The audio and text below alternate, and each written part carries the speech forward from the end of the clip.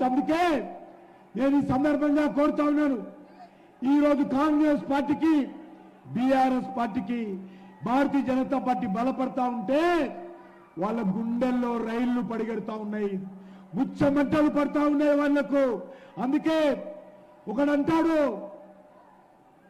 హైదరాబాద్ ను యూటీ చేస్తారని, ఇంకోడంటారు ఢిల్లీలో హంగ్ వస్తారని, ఇంకొక ఆయన అంటాడు వీళ్ళు రిజర్వేషన్ తీసేస్తారని.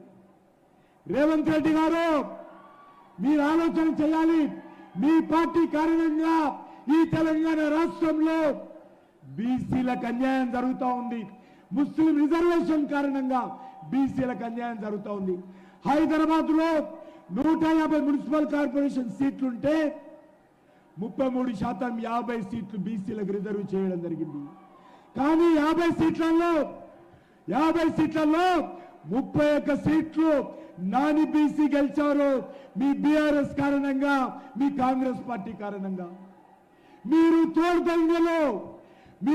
దొంగలు.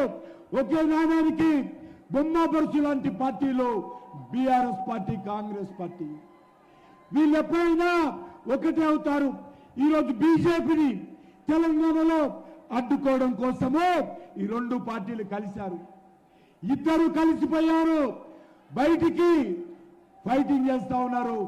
కానీ వాళ్ళు చేసేది డూ ఫైటింగ్.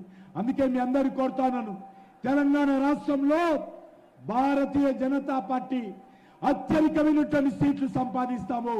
ఈ తెలంగాణ రాష్ట్ర అభివృద్ధి భారతీయ జనతా పార్టీ మనం చేస్తున్నాను. అందుకే కార్యకర్తలందరూ కూడా, పార్టీ సంబంధించినటువంటి అభిమానులందరూ కూడా, యువకులందరూ కూడా ఈ రోజు నుంచి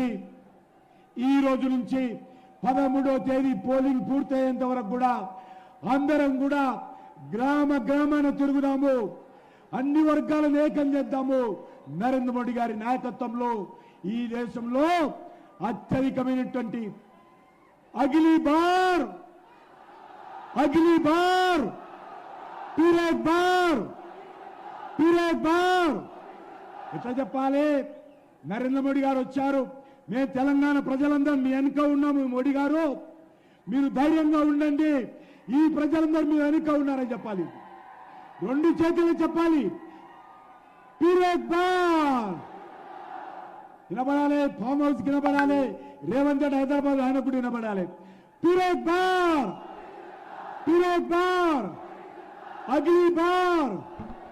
అగిలీ బార్ భారత్ మాతా की जय श्री